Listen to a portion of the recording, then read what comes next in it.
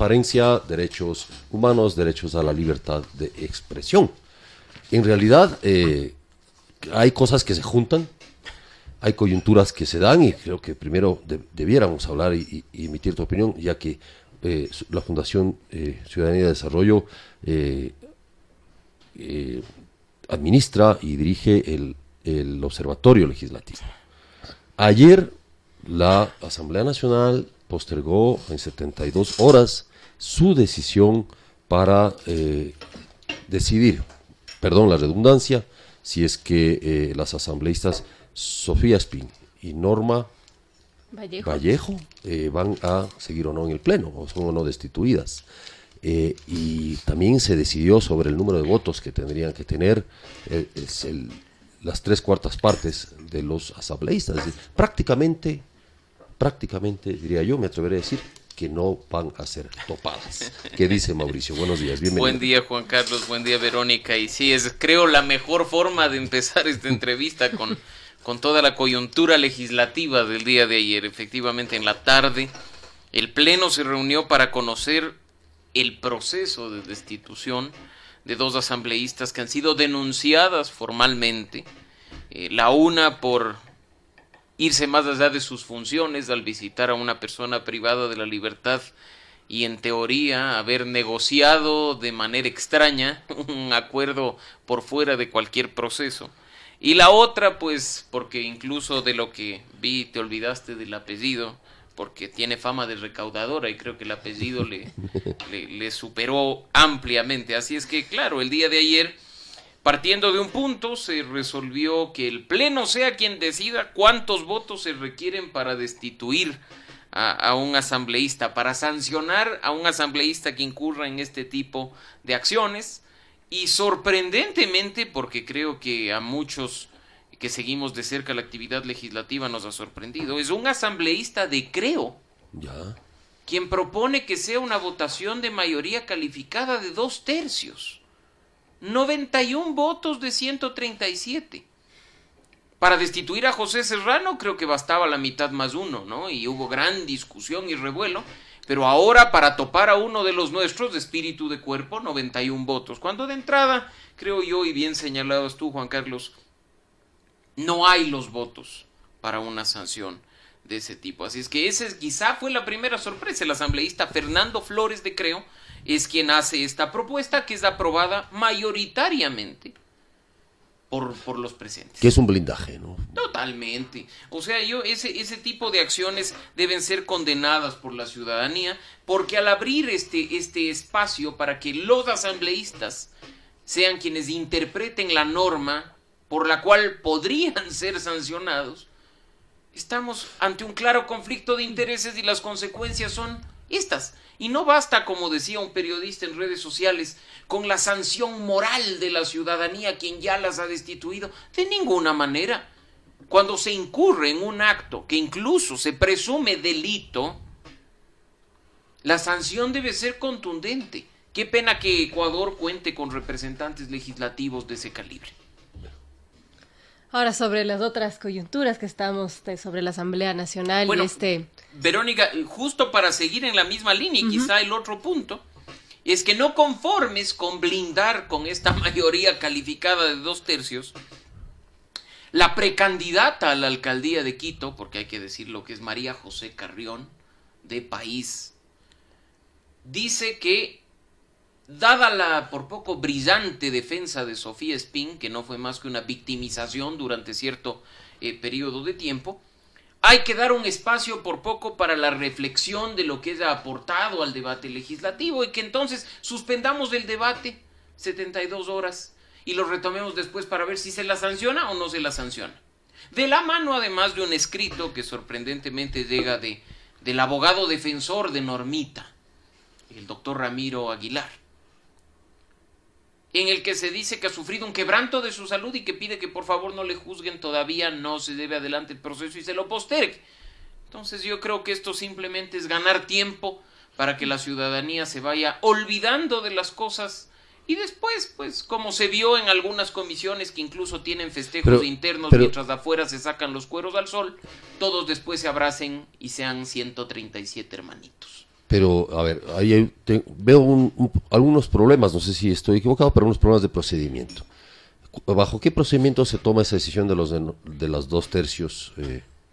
¿Cuál es el argumento jurídico o la justificación? Que hay un vacío, que no se establece en la ley orgánica de la función legislativa con cuánto se toma una decisión relacionada con una sanción de asambleístas. Entonces, al haber un vacío, la propia Asamblea Nacional en pleno tiene que resolver sobre ese tema. La gran discusión de la mañana... Pero eso no se resolvió cuando destituyeron al presidente de la Asamblea Nacional, a José Serrano. No, al parecer las resoluciones se hacen ad hoc, y si el día de mañana por ahí ocurre algún tema, probablemente se vuelva a emitir una resolución en la que se cambien los procedimientos, lo cual resulta un absurdo. Y como digo, lo único que evidencia es un espíritu de cuerpo lamentable frente a hechos que incluso están ya en conocimiento de la Fiscalía.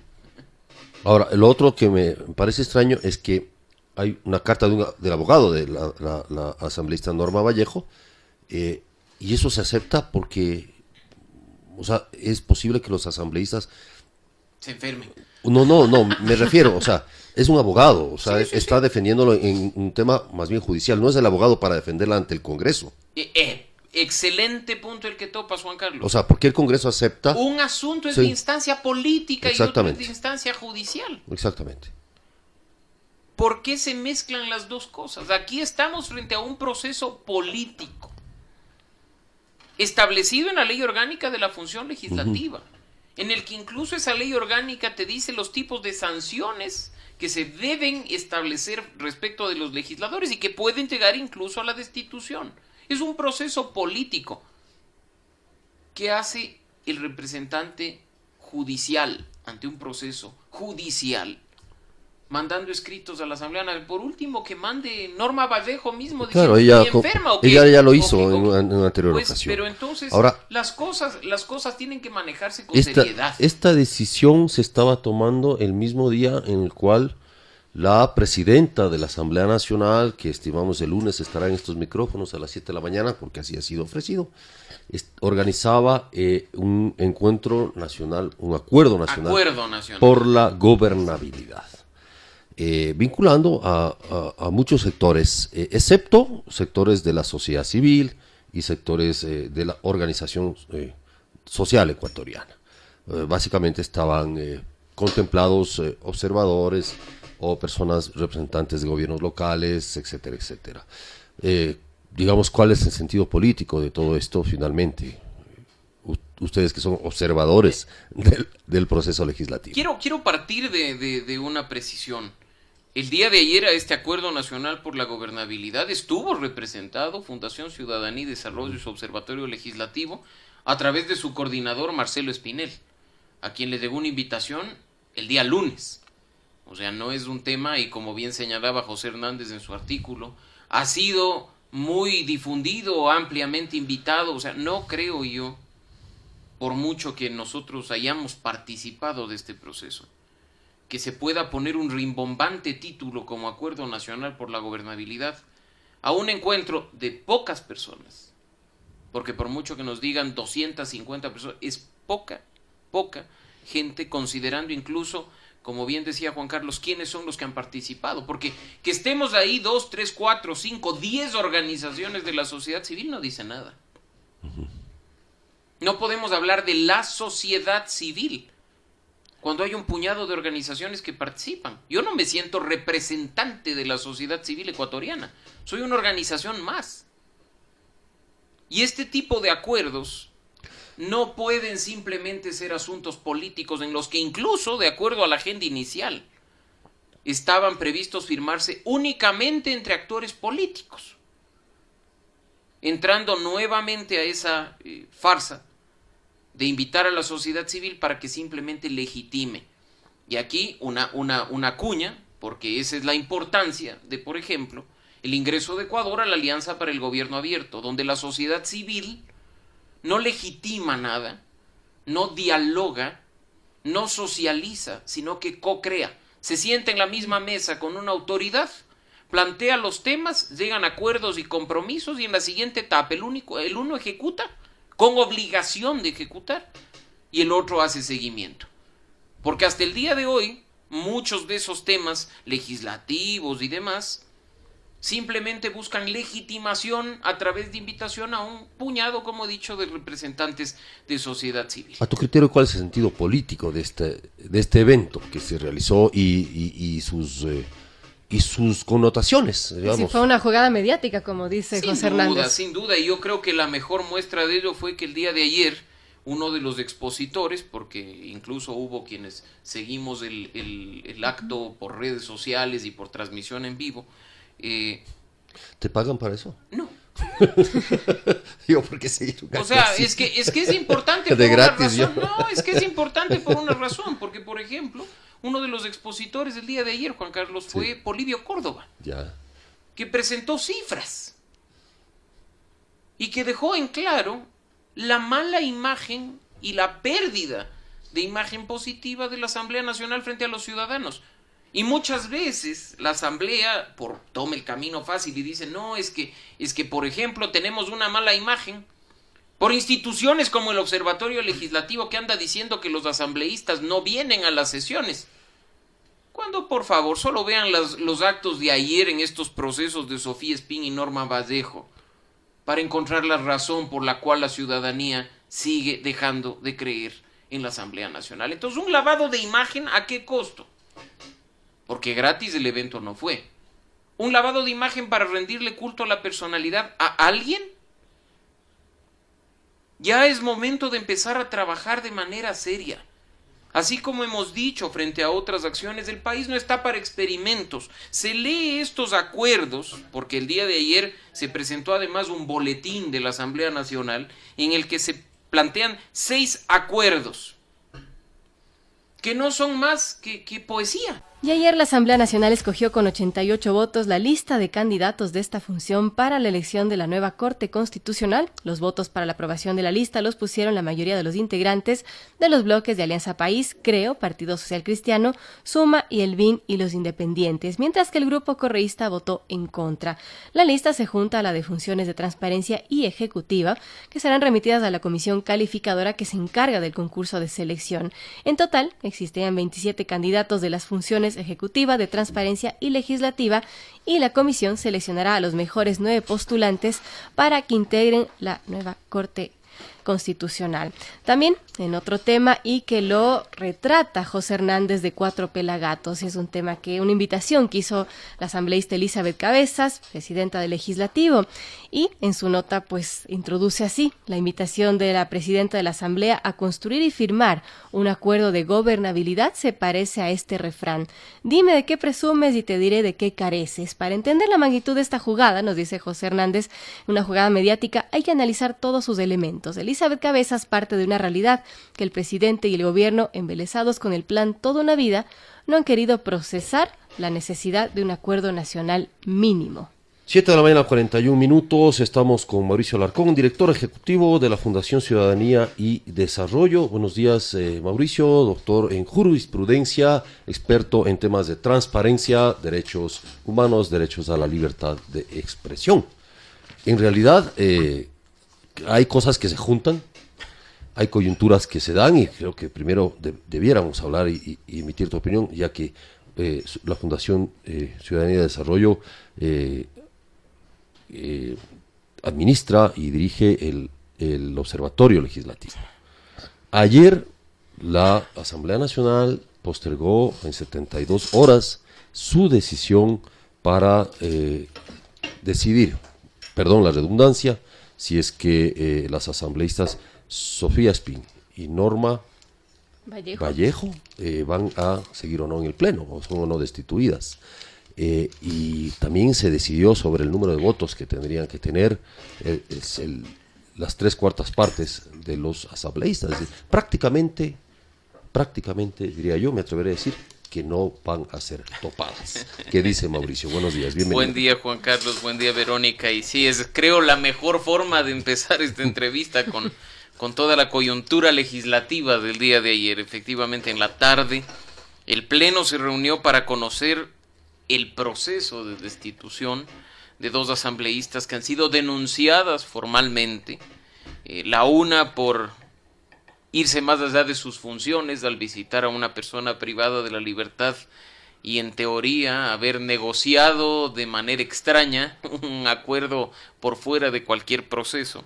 Y la otra, pues, porque incluso de lo que vi te olvidaste del apellido, porque tiene fama de recaudadora y creo que el apellido le superó ampliamente. Así es que, claro, el día de ayer, partiendo de un punto, se resolvió que el Pleno sea quien decida cuántos votos se requieren para destituir a un asambleísta, para sancionar a un asambleísta que incurra en este tipo de acciones.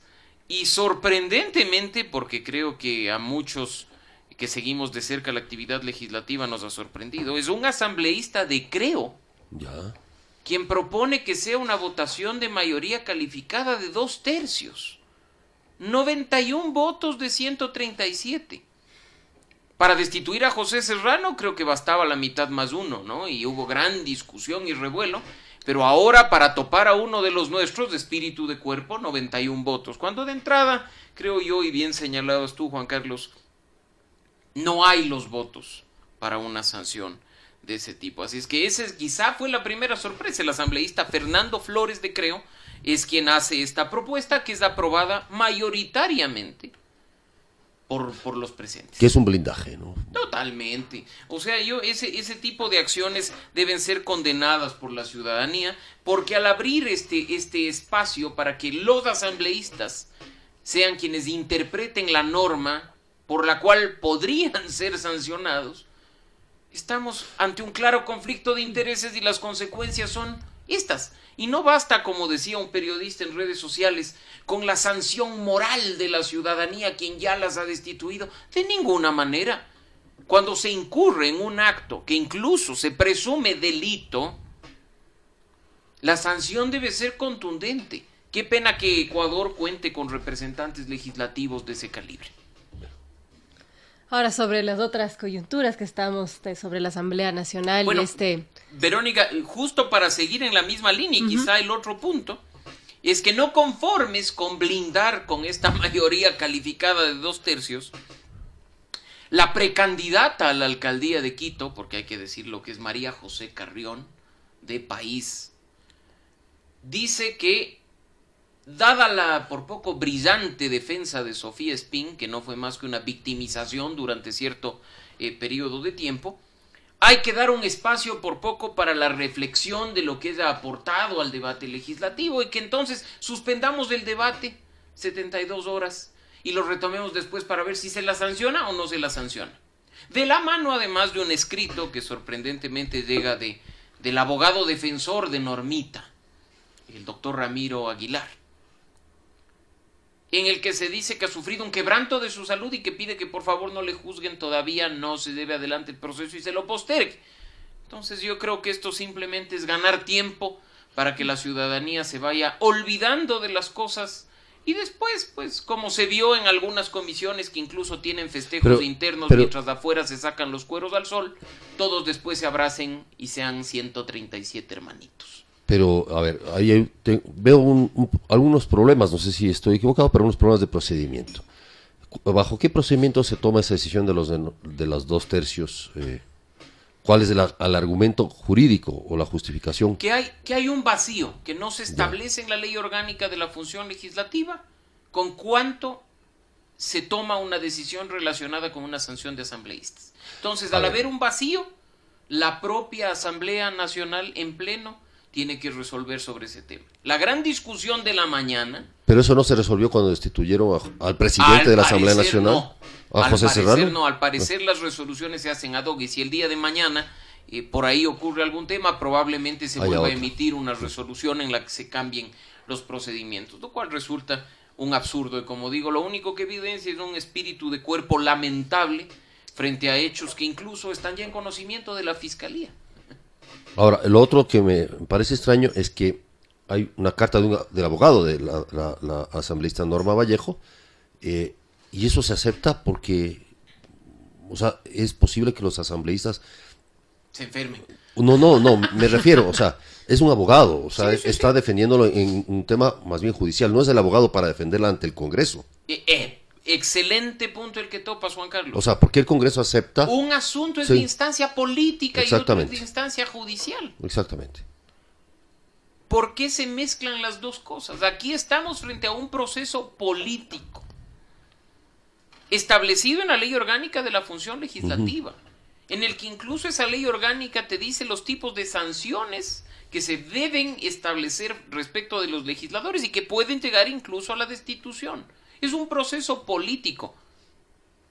¿Qué hace el representante judicial ante un proceso judicial?